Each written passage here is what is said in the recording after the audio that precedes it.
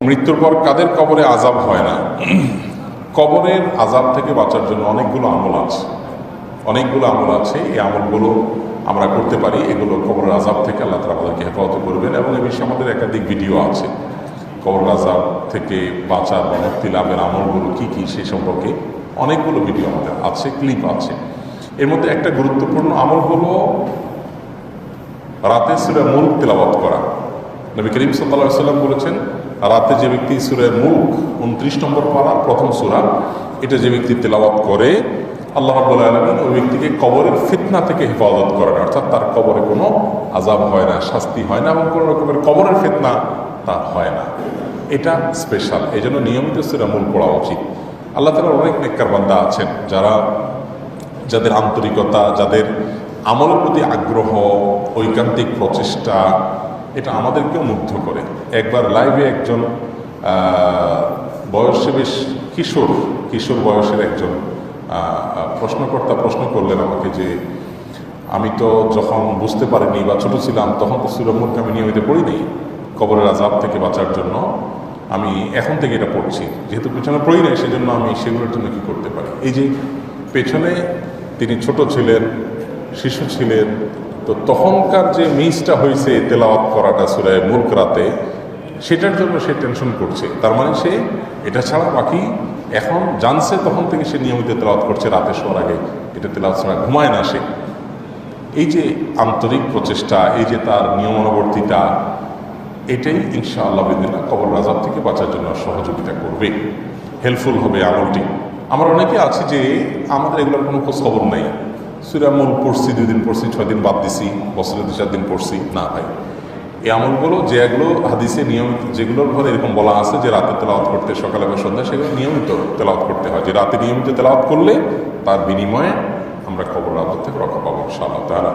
আর কবর এমন একটা জায়গা যে এখানে প্রথম ধাক্কাটা হবে, হ্যাঁ, এই প্রথম ধাক্কায় যে ব্যক্তি সহজে পার হয়ে যাবে, বাকিগুলো তার জন্য সহজ হবে আশা করা যায়। এটা প্রথম ঘাঁটি, আখিরাতের প্রথম ঘাঁটি। এরপরের ঘাঁটিগুলো সহজ হতে পারে, এটা সহজ হলে। এই জন্য এটা যাতে সহজ হয় সেজন্য আমলগুলো করা দরকার। অন্য এক হাদিসে আসছে, জুমার দিনে কারণ মৃত্যু হলে আল্লাহ তাআলা তাকেও কবরের আযাব থেকে হেফাজতে রাখেন।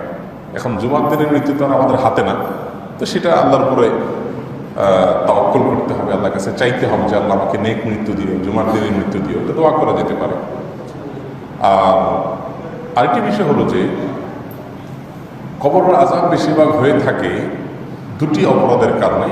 তার একটি হলো চগলখড়ির বদভ্যাস থাকলে, একজনের কথা আরেকজনের কাছে লাগানো, একজনের পেছনে গিয়ে তার বদনামি করা, আবার সামনে আসলে তার প্রশংসা করা, আবার যার কাছে গেছে তার কাছে ভালো সাজার জন্য আরেকজনের ব্যাপারে মিথ্যা কথা বলা, হ্যাঁ, আবার এর পেছনে যখন চলে গেছে তখন যার কাছে বদনামি করেছে তার কাছে গিয়ে আবার এই লোকের বদনামি করা। এই যে কথা লাগালাগি করা, সবার কাছে ভালো থাকার চেষ্টা, আল্লাহ মাফ করুক, এই চগলখড়ির বদভ্যাস যাদের মধ্যে থাকে, এই অপরাধের কারণে কবর আযাব বেশি হয়। অতএব এটা থেকে বেঁচে থাকা হলো কবর আযাব থেকে বাঁচার আরেকটা আমল। সেই সাথে আপনার পেশাবের যে ছিটাফোঁটা, এগুলোর কারণে কবর আযাব হয়। অর্থাৎ এই ছিটাফোঁটা যদি গায়ে লাগে, ড্যাম কেয়ার করে পরিচ্ছন্ন না হয়, সেটার কারণে কবর আযাব হয়। হাদিসে আছে, ফাইন্না আম্মাতা আযাবাল কবরি মিনহু ইস্তানজিহু মিনাল বাউল, তোমরা পেশাব থেকে ভালো করে পবিত্রতা অর্জন করবে, কারণ বেশিরভাগ কবরের আযাব হয়ে থাকে এই পেশাবের ছিটাফোঁটা এগুলো লাগার কারণে। তাহলে সূরা মুলক রাতে নিয়মিত তেলাওয়াত করার চেষ্টা করবো ইনশাআল্লাহ। জুমার দিনে যেন আল্লাহ তাআলা আমাদেরকে মৃত্যু দেন সেজন্য দোয়া করবো ইনশাআল্লাহ। আর চগলখড়ি করা, একজনের কথা আরেকজনের কাছে লাগালাই করা, এই বদভ্যাস থেকে বেঁচে থাকবো।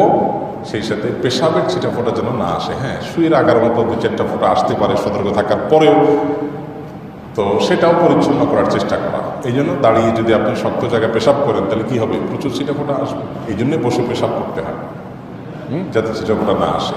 এক কথা, পেশাব থেকে পবিত্র থাকা, যদি এসেও যায় ধুয়ে ফেলার চেষ্টা করা, পবিত্র করার চেষ্টা করা। তো এই আমলগুলো মোটামুটি কবর আযাব থেকে আমাদের রক্ষা করবে। এছাড়া আরেকটা আমল আছে 5 নম্বর, সেটা হলো নামাজের শেষ বৈঠকে দোয়া মাসুরার জায়গায় আমরা যে আল্লাহুম্মা ইন্নী যালামতু নাফসি পড়ি, এখানে আরেকটা দোয়া আছে, আল্লাহুম্মা ইন্নী আউযু মিন আযাবিল কবর ওয়া আযাবিন নার ওয়া আউযু বিকা মিন ফিতনাতিল মাহইয়া ওয়াল মামাত ওয়া আউযু বিকা মিন শাররি ফিতনাতিল মাসীহিদ দাজ্জাল। এই যে শুনতে আছে আল্লাহুম্মা ইন্নী আউযু বিকা মিন আযাবিল কবরি ওয়া আযাবিন নার, আল্লাহ আপনার কাছ থেকে কবর আযাব থেকে পানাহ চাই। এই দোয়া শেষ বৈঠকে বেশি বেশি করে পাঠ করা, আর সাধারণ সময়ও বেশি বেশি করে আল্লাহর কাছে এই দোয়াগুলো পাঠ করা। এই 5 রকমের আমল বা আরও যে হাদিসে বিভিন্ন আমলের কথা বলা আছে সেগুলো যখন নিয়মিত করবো, আশা করে যে আল্লাহ তাআলা আমাদেরকে কবর আযাব থেকে হেফাজত রাখবেন।